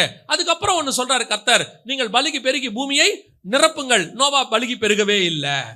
3 பசங்க மட்டும் பலுகி பெருகணும். ஆனா கர்த்தர் சொல்றது 4 பேரை, நோவாவையும் அவன் குமாரரையும் ஆசீர்வதித்து நீங்கள் பலுகி பெருகி பூமியை. ஏன்னா இந்த பலுகி பெருகிறதுக்கு பின்னாடி 4 பேருக்கு பின்னாடி தான் 4 டைரக்ஷன் இருக்கு. அந்த 4 டைரக்ஷன் தான் புதிய எருசலேமுடைய 4 சைடு. அந்த 4 சைடுக்கு தேவையான ஆட்களை கொண்டு வர ஆபிரகாம் அடுத்த ஜெனரேஷன்ல வரப்போறான், நோவாக்கு அடுத்து வரப்போறான். அவன் வர்றதுக்கு முன்னாடி இங்க 4 இருக்கணும், 4 நிலம் இருக்கணும். அந்த 4 தான் நோவாவும் 3 பசங்களும். இப்ப சொன்னா பசங்க வேலை செஞ்சுக்கிட்டே இருக்கானுங்க.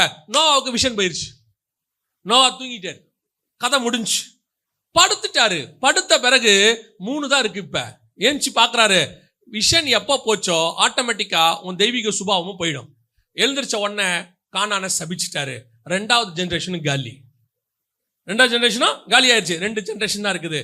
இப்ப திருப்பி வந்து இயேசு 4 நிலத்தையும் ரெடி பண்ண வேண்டியிருக்கு. இந்த 4 பிரமாணமா மாறி புதிய எருசலேம் 4 சைடாக வந்து நிக்குது மனவாட்டி. இந்த விஷன் யாருக்கு இருக்கணும்? நோவாவுக்கு இருந்திருக்கணும். ஆனா அந்த விஷன் ஆபிரகாமுக்கு இருந்துச்சு. அதனாலதான் அவன் தன்னை அந்நியனும் பரதேசியும் என்று அறிக்கையிட்டு இனி வரும் பலன். இந்த ஆவிக்குரிய கண்ணு உங்களுக்கு திறக்கணும். திறக்குதாங்கிறதான் கேள்வி. இப்போ தரிசனம் பார்ட்டா இருக்கு. மெசொப்பொத்தாமியால இருந்து கானானுக்கு வர வரைக்கும் ஒரு தரிசனம் இருக்கு ஆபிரகாமுக்கு. ஏன்னா அப்போஸ்தலர் நடவடிக்கைகள் 7ஆம் அதிகாரம் 2:3 ஸ்தேவான் சொல்லும் பொழுது, பிதாக்களே சகோதரரே கேளுங்கள், நம்முடைய ஆதி தகப்பனாகிய ஆபிரகாம் காரானூரில் குடியிருக்கும் முன்னமே மெசொப்பொத்தாமியா நாட்டில் இருக்கும் போதே மகிமையின் தேவன் அவருக்கு வெளிப்பட்டு, உன் தேசத்தையும் உன் இனத்தையும் விட்டு நான் உனக்கு காண்பிக்கும் தேசத்துக்கு வா என்றார். அப்ப மெசொப்பொத்தாமியா தேசத்துல அவருக்கு ஒரு தரிசனம் இருந்துச்சு, ஒரு விஷன். இதை அப்படியே எடுத்து காண்பிக்கும் தேசத்துக்கு வா, கானானுக்கு வந்துட்டார். இப்ப 12ஆம் அதிகாரம் ஆதியாகமத்துல 4-5 வசனத்துல ஆபிரகாம் கானானுக்கு புறப்பட்டு போனான். அவனோடு கூட லோத்து போனால், சாராள் போனால். ஆபிரகாம் 75 வயது உள்ளவனா இருந்தான். கரெக்டா? கானானுக்கு வந்தாச்சு. இங்க வந்தோன்னு கர்த்தர் சொல்றாரு, நான் உனக்கு ஒரு குமாரனை தருவேன், எல்லாம் செய். இப்போ இந்த தரிசனமும் 2வது தரிசனம் ஓவர், பினிஷ் பண்ணி முடிச்சாச்சு. 2வது தரிசனம் முடிஞ்சிருச்சு. இப்போ ஆபிரகாமுக்கு 140 வயசு. ஈசாக்கு பின்னாடி பைபிள் போயிடுச்சு. அதுக்கப்புறம் ஆபிரகாம் என்ன ஆனார்னே இருக்காது, செத்தார்னு மட்டும்தான் இருக்கும். ஆனா இந்த 140 இருந்து 175 வரைக்கும் 3வது தரிசனம். என்ன தரிசனம் தெரியுமா? இதை அல்ல, இதிலும் மேன்மையான இந்த 3வது தரிசனம் இருக்கிறவன் தான் ஜீவனுள்ள ஒரு தேசத்துக்கு போவான். புரியுதா உங்களுக்கு? இப்ப நோவாவுக்கு முதல் தரிசனம், பேழைய கட்டு, எல்லாம் உங்ககிட்ட வரும், பேழைய என்ன செய்ய கட்டு, கட்டிட்டார், எல்லாம் உள்ள வந்துருச்சு. நோவா கர்த்தர் சொன்னபடி எல்லாம் செய்து முடித்தான். 6ஆம் அதிகாரம் கடைசி வசனம். 7ஆம் அதிகாரத்தில் கர்த்தர் நோவாவை நோக்கி வந்ததுல எல்லாத்தையும் சுத்தமானதுல 7 ஜோடு புடி. இது 2வது தரிசனம். இப்ப அவன் போய் அடுத்து என்ன செய்யறாரு? இவர்கிட்ட வந்ததெல்லாம் ஒரு ஜோடு தான். ஆனா இப்ப என்ன பிடிக்கணும்? சுத்தமானதுல 7 ஜோடு. இப்ப இவர் திருப்பி போய் என்ன பண்றாரு? 7 பிடிக்கிறாரு. இது 2வது தரிசனம். வசனம் சொல்லுது 4-5 வசனம், 7ஆம் அதிகாரம் 4-5, கர்த்தர் சொன்னபடி எல்லாம் செய்து முடித்தான். 2வது தரிசனம் முடிஞ்சிருச்சு. இப்ப பேழைக்குள்ள போயாச்சு. இதுக்கப்புறம் நோவா செய்யறதுக்கு ஒண்ணும் இல்ல. கர்த்தர் கதவை அடைச்சிட்டாரு. ஒரு வருஷம் அங்க கடக்குறாரு. வெளியே வந்தாரு. இப்ப 3வது தரிசனம். நீங்கள் பலுகி பெருகி பூமியை, இத 3 அவர் செய்யல, படுத்துட்டாரு. திராட்சை சோட்டம் நட்டாரு, குடிச்சாரு, படுத்தாரு. 3வது தரிசனம் போயிருச்சு. இந்த 3வது தரிசனம் எப்போ உங்களுக்கு போயிடுச்சோ உன் கண்கள் இருள் அடைஞ்சிடும். முதல் தரிசனம் ஆரம்பிக்கும், 2வது தரிசனம் பரிசுத்தப்படுத்தும், 3வது தரிசனம் நிறைவேற்றும். அந்த நிறைவேற்றுதல் இருக்குல்ல, அந்த 3வது தரிசனம் அது அத்தனை பேருக்கும் உண்டு. இன்னைக்கு உள்ள ஊழியக்காரன் வரைக்கும், விசுவாசி வரைக்கும் உண்டு. ஆனா அந்த 3வது தரிசனம் இருக்கா? இன்னைக்கு முதல் தரிசனத்தையே செஞ்சு முடிக்காத ஒரு குரூப் இருக்கு. கானானுக்கே போகாது. ஏன்னா ஆபிரகாம் பத்தி வசனம் சொல்லுது, தேராகு தன் குமாரனாகிய ஆபிரகாமையும் லோத்துவையும் சாராயையும் அழைத்துக் கொண்டு ஊர் என்கிற கல்தேயருடைய பட்டணத்தை விட்டு கானான் தேசத்துக்கு போக புறப்பட்டான். அவர்கள் ஆரானிலே தங்கி விட்டார்கள். அப்படித்தானே இருக்குது. ஆரான் மட்டும் வந்தபோது அங்கே இருந்து விட்டார்கள்.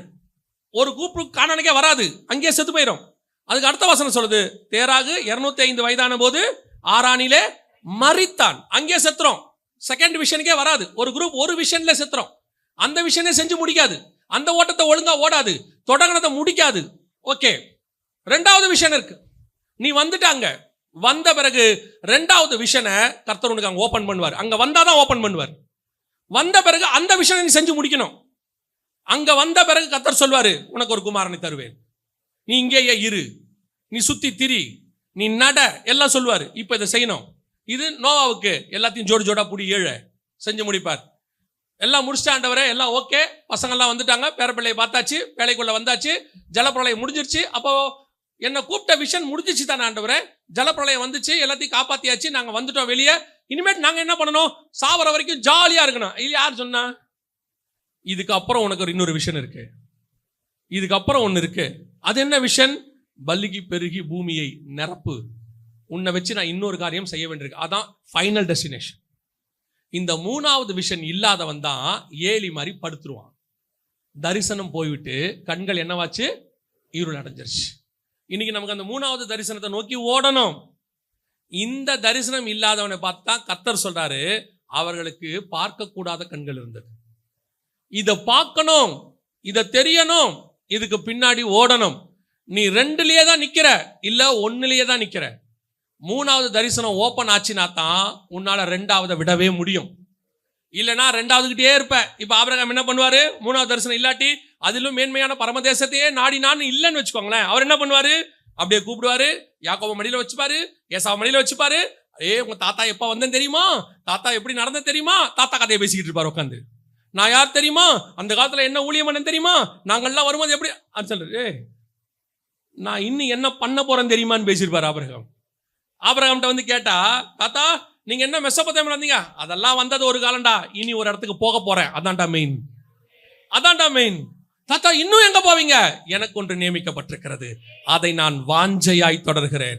நீ எப்ப இந்த பழங்கதையை உட்கார்ந்து பேசிக்கிட்டு நான் அன்னைக்கு ரட்சிக்கப்பட்டேன், அந்த ஒரு காலத்தில் என்னை அப்படி செய்தார்கள் இப்படி செய்தார்கள், நீ ஓடிட்டே இருக்கியோ, உன்னால 3வது தரிசனத்துக்குள்ள போகவே முடியாது. பழைய தரிசனத்துக்குள்ள வாழ்க்கை நீ ஓட்டிக்கிட்டே இருந்தீனா புதிய தரிசனம் ஓபன் ஆகாது. முடிச்சிடணும், அவ்வளவுதான், பினிஷ் பண்ணி தூக்கி போட்டுறணும்.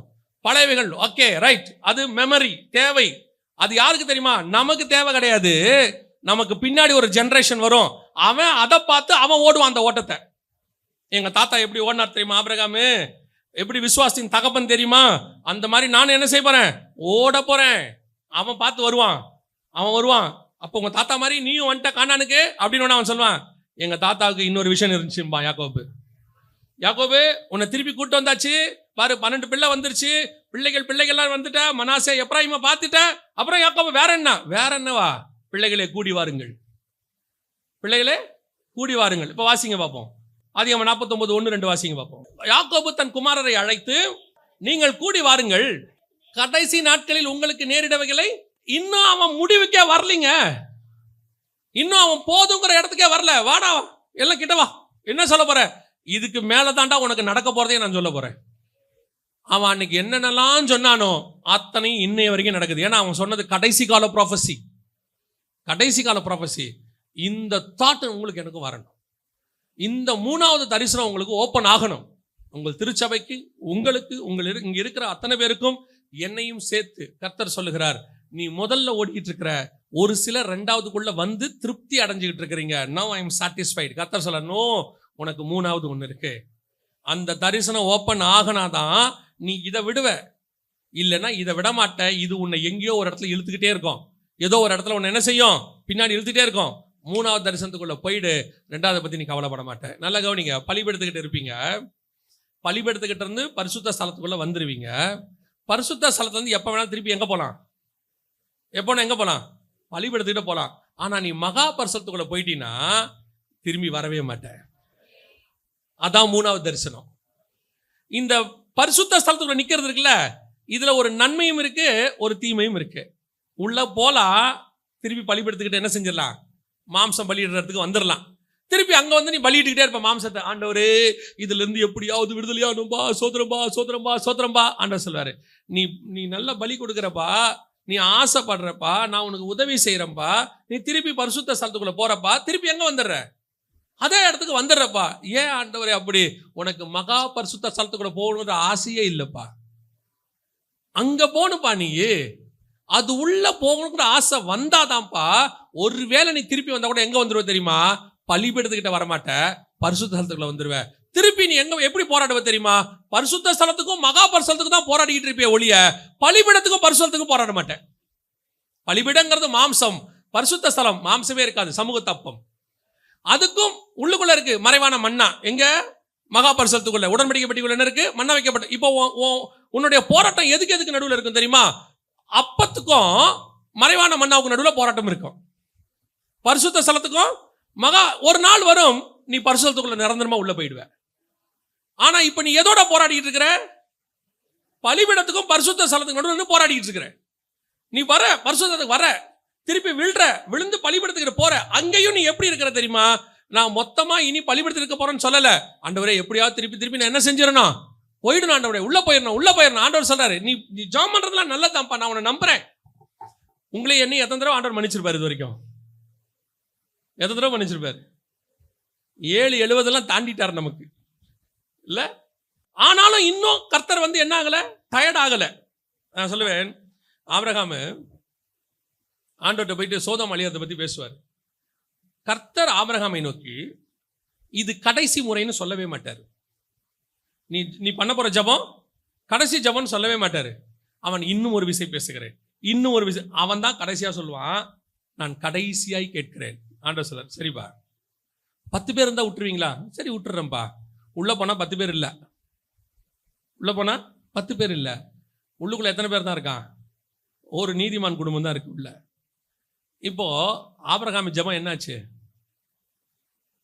நிறைய பேர் சொல்லுவாங்க ஆபிரகாம் ஜெபம் பண்ணாருன்ட்டு. ஆபிரகாம் ஜெபம் 10 நின்றுச்சு, ஆனா உள்ள இருந்தது 3 தான் இல்லையா? அப்ப என்ன அர்த்தம், கர்த்தர் டயர்டே ஆகுறதுல மன்னிக்கிறதுல. ஆனா அவர் என்ன நினைக்கிறாருன்னா, ஒரு நீங்க பாருங்க, நல்லா கவனிங்க. இந்த பிள்ளை எழுந்திருச்சு ஃபர்ஸ்ட் நடக்கும்ல, நடக்கும்போது தடுமாறி விழும்ல, அதுக்கு அடியெல்லாம் படாது தெரியுமா உங்களுக்கு? இந்த தவழ்ற பிள்ளை ஏஞ்சி தத்தி நடக்கும்போது கீழே அடிபடுமா? அதுக்கு படவே படாது.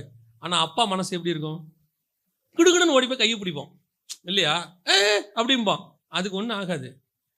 அது ஏந்திச்சு விழுந்து நம்ம ஆண்டவர் அப்படித்தான், பாத்திரா அப்படின்னு சொல்லிட்டே இருப்பாரு. ஆனா அவருக்கு தெரியும் அது அடிபடாது. என்னைக்கோ ஒரு நாள் என் பிள்ளை நடப்பான், என்னைக்கோ ஒரு நாள் விழாமல் அவன் நடப்பான், நல்லா ஓடுவான், நல்ல போராட்டத்தை போராடுவான், அவனுக்கு ஒரு கிரீடம் வச்சிருக்கேன், அதை அவன் நிச்சயம் வாங்குவான். அதுதான் அப்பாவுக்கு நம்ம மேல வச்ச நம்பிக்கை. நமக்கு என்ன இங்க பிரச்சனை தெரியுமா, நமக்கு அந்த டெஸ்டினேஷன் தெரியாம, வைக்கப்பட்டது தெரியாம, இங்கேயே ஏந்திரிச்சு விழுந்து நம்ம அதுல ஒரு பெருமையை வேற சொல்லுவான். சிலர்லாம் பெருமையா சொல்லுவாங்க, எல்லாம் ஓகேங்க, இது ஒன்று தான் ஆண்டவர் சொல்றாரு, இந்த ஒன்று தாண்டா உன்னை அந்த பெற விடாம தடுத்துக்கிட்டு இருக்குது, இந்த ஒன்றை மட்டும் தாண்ட நீ ஓட, உன் பார்வை அந்த டெஸ்டினேஷனை பார்க்கட்டுமே. அதை பார்த்துருச்சுன்னா, இப்போ ஏலிக்கு அந்த விஷன் போயிடுச்சு. ஏலிக்கு என்ன போயிடுச்சு? விஷன் போயிடுச்சு. நல்ல கவனிங்க, வசனம் இல்லாமல் உனக்கு வெளிப்பாடு வராது, வெளிப்பாடு இல்லாமல் தரிசனம் கிடைக்காது. இந்த வசனத்தை வாசிங்க, நம்ம முடிக்கலாம். வாசிங்க, சங்கீதங்களின் புஸ்தகம் 119:18 வாசிங்க. வேதத்தில் உள்ள அதிசயங்களை நான் பார்க்கும்படி. இப்போ அவர் என்ன பார்க்காம தான் படிக்கிறாரா? அவர் என்ன பிரெய்லி லெட்டர்ல படிச்சாரு? சங்கீதக்காரன் அவர் என்ன பிரெய்லி லெட்டர்ல படிச்சாரா, தடவி படிச்சாரா? இல்ல. வசனம் சொல்லுது, உம்முடைய வேதத்தில் உள்ள அதிசயங்களை பார்க்கும்படி என் கண்களை திறந்தருளும். அப்படின்னா என்ன அர்த்தம்?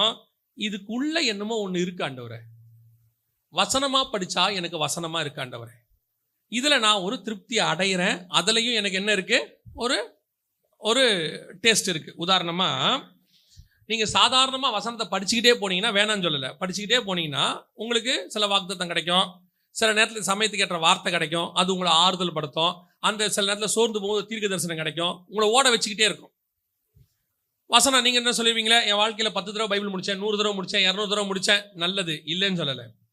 இப்போ நீங்க ஒரு ஹாஸ்பிட்டலுக்கு போறீங்க, நீங்க படுத்துட்டீங்க, ட்ரிப்ஸ் ஏத்துறாங்க, ட்ரிப்ஸ் ஏத்தணும்னு உங்களுக்குள்ள என்ன வரும்?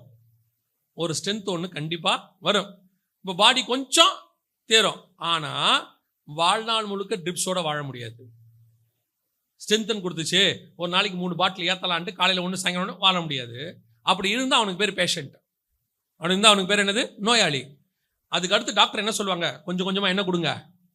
சாப்பாடு கொடுங்க, லிக்விட் ஃபுட் கொடுங்க, செமி சாலிட் கொடுங்க, சாலிட் கொடுங்க. அதுக்கப்புறம் டாக்டர் வந்து பிரியாணி கொடுங்கன்னு சொல்லவே மாட்டார், நம்மளே ஆரம்பிச்சிருவோம் அந்த டைம் வந்த உடனே. ஆமாம் தானே? அதே மாதிரி தான் வேதத்தை மேலே படிக்கிறது ட்ரிப்ஸ் ஏற்றுற மாதிரி உங்களுக்கு ஸ்ட்ரென்த் கொடுக்கும், கொஞ்சம் தேவையான இடத்துல வார்த்தை கொடுக்கும், தேவையான இடத்துல. ஆனால் அதுக்குள்ள இருக்கிற அதிசயங்களை பார்க்குறோம் பார்த்தீங்களா, அதுதான் பலமான ஆகாரம், அதுதான் உன்னை ஸ்ட்ரென்தன் பண்ணும். நீ உயிரோடு இருக்கிறதுக்கு ட்ரிப்ஸ் போதும், ஆனால் உன்னை கொண்டு கர்த்தர் செய்கிற தரிசனம் உனக்கு வேணும்னா அந்த வசனத்துக்குள்ள இருக்கிற ஆழம் என்கிற ஆகாரத்தை நீ புசிக்கணும்.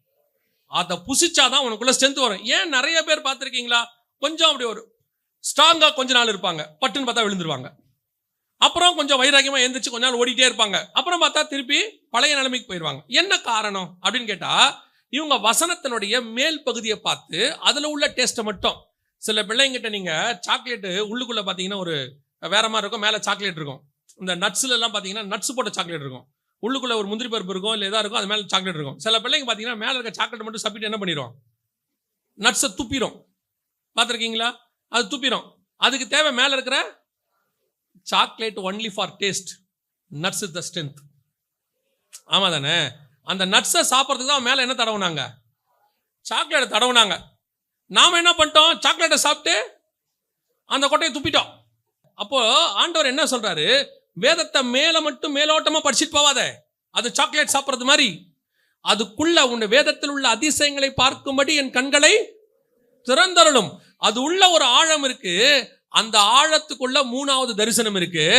அந்த தரிசனம் தான் உன்னை பரலோகத்துக்கு போக உதவும்.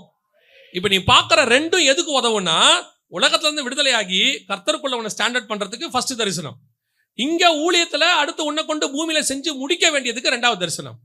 ஆனால் 3வது தரிசனம் வெளிப்பட்டா மட்டும்தான் நீ ஹெவனுக்குள்ளேயே போக முடியும். அந்த தரிசனம் இல்லாதவன் அதுக்கு காத்திருக்கவே மாட்டான். அதனாலதான் பைபிள் முழுக்க பாருங்க, அத்தனை பேர் பாருங்க, எபிரேயர் 11 மொத்தத்தை எடுங்க, அவர்கள் அத்தனை பேரும் விசுவாசத்தினாலே ஃபியூச்சரை பத்தி பேசினவனா தான் இருப்பான் எல்லாருமே. அதாவது அவன் பேசுறது எல்லாமே பார்த்தீங்கன்னா ஹெவன்லி விஷனா இருக்கும், அத்தனையும் இருக்கும். அவர்கள் தேவன் தாமே கட்டி உண்டாக்கின அஸ்திபாரம் உள்ள நகரத்திற்கு காத்திருந்தார்கள், விசுவாசத்தோடு கூட மரித்தார்கள். இந்த அஸ்திபாரம் நகரம் தான் புதிய எருசலேம் அவனுக்கு. ஸோ அதில் உள்ளதான தரிசனத்தோடு அவன் போய் சேர்ந்துட்டான். இப்போ நீங்களும் நானும் பரலோகத்தின் தரிசனத்தோடு போய் சேர வேண்டி இருக்கிறது. உன்னதங்களில் உள்ள துரைத்தனம் அதிகாரம். இப்போ நீங்கள் என்ன நினைக்கிறீங்க, துரைத்தனம் அதிகாரம்னு சொன்னால் நம்மளுக்கு எது எது எது மனசில் வருது? இங்கே உள்ள உன்னதங்கள்னா இங்கே உள்ளதான் நமக்கு வருதே ஒழிய. ஆனால் பவுல் சொல்றாரு, இல்லை இல்லை, ஹெவன்ல உனக்கு ஒன்று வச்சிருக்கோம், அழி உள்ளதான இது அழியாமையும், சாவுக்கு எதுவான இது எதுக்கு?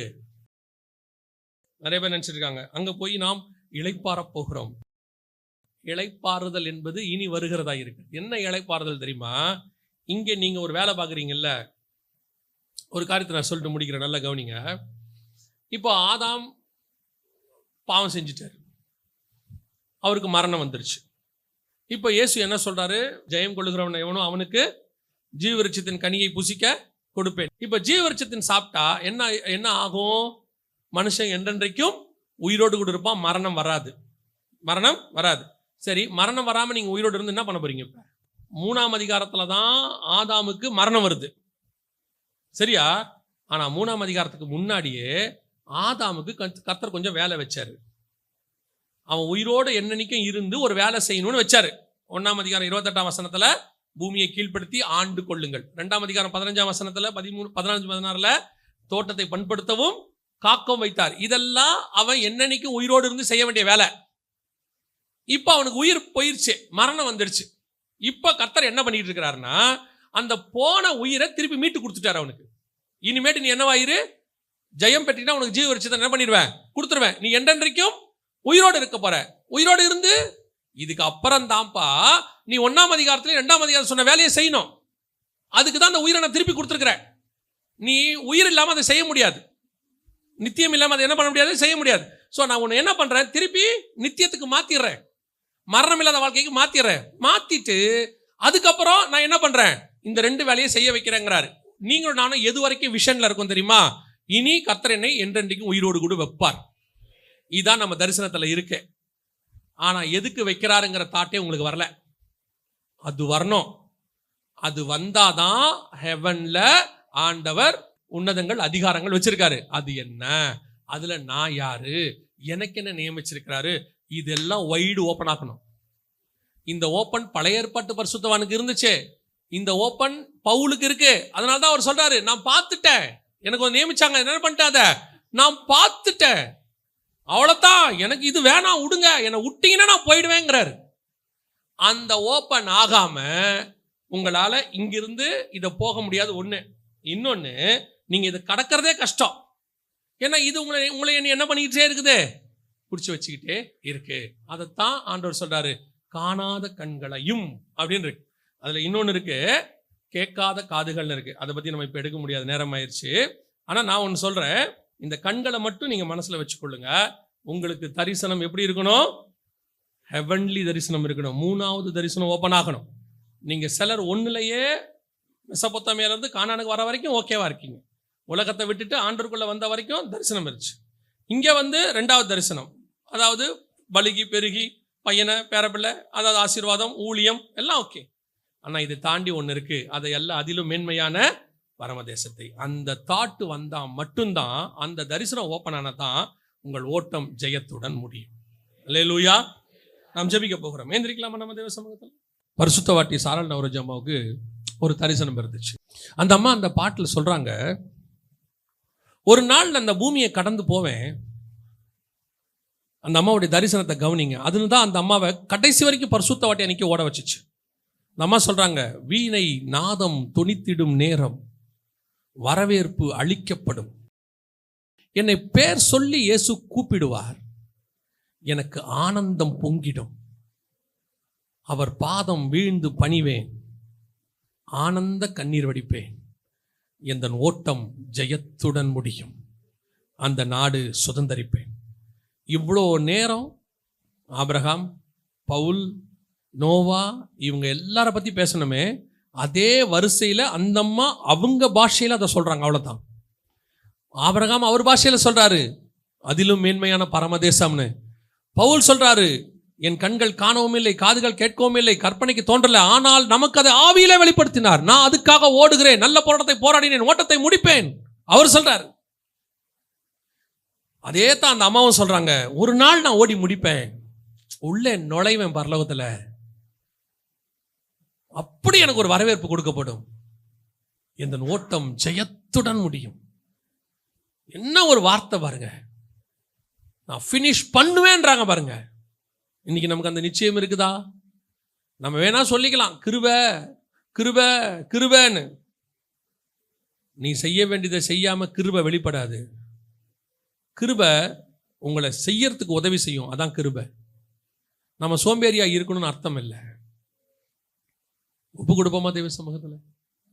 ஆண்டவரை நோக்கி, ஆண்டவரே என் தரிசனத்தை நான் பூரணமா முடிக்கணும் ஆண்டவரே, என் ஓட்டத்தை நான் ஓடி முடிக்கணும் ஆண்டவரே, நான் ஓடி முடிக்கணும் அப்பா, ஓட்டத்தை நான் ஓடி முடிக்கணும். நடுவில் என்னை எதுவும் விழ பண்ணிடக்கூடாது, தடுமாறிடக்கூடாது, வழி விலகிடக்கூடாது, இடதுபுறம் வலதுபுறம் நான் போயிடக்கூடாது. எனக்கு உதவி வரும் கண்மலை ஒன்று இருக்கு, நான் டெஸ்டினேஷன் சியோன் கண்மலை ஒன்று, மலை ஒன்று இருக்கு, அங்க நான் போய் சேரணும் ஆண்டவரே. என் ஓட்டம் அங்கத்தான் போய் முடியணும்ப்பா.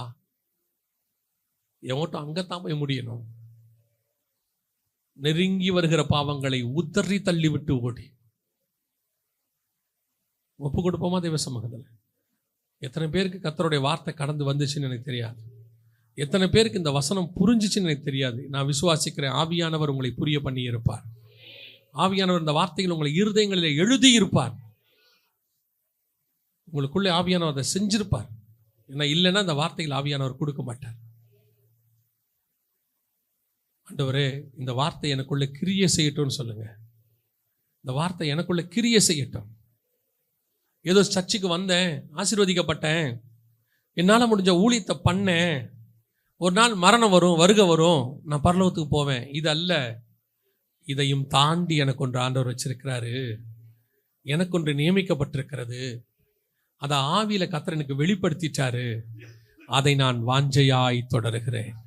அதுக்காக நான் காத்திருக்கிறேன்.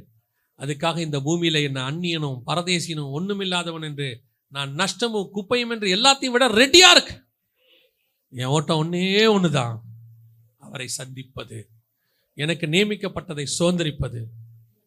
ஒப்பு கொடுப்போமா தெய்வ சமூகத்தில்? ஆண்டவர்கிட்ட கரங்களை உயர்த்தி, ஆண்டவரே, நீர் வரும் பொழுது அந்த மகிமையான தருணத்தில் நான் ஓடி போய் எனக்கு நியமிக்கப்பட்டதை நான் சுதந்திரிக்க வேண்டும்.